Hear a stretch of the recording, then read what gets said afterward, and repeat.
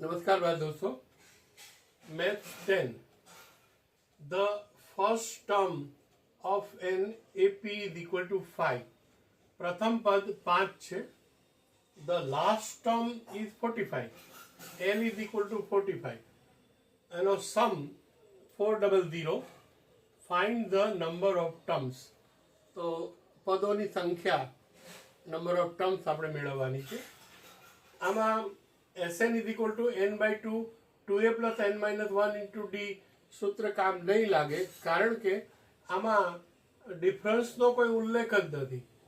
तेथी सूत्र वापरशुं आपणे n बाय 2 ब्रेकेटमां a plus l, that is n by 2 a is equal to 5, l is equal to 45. Therefore Sn is equal to 400. 400 is equal to n by 2 45 plus 5, that is 50. Therefore 225. Therefore 25 n is equal to 400.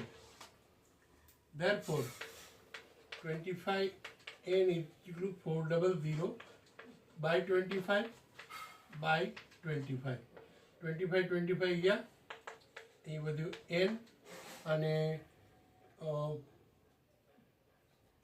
14 that is 1 and that is 16.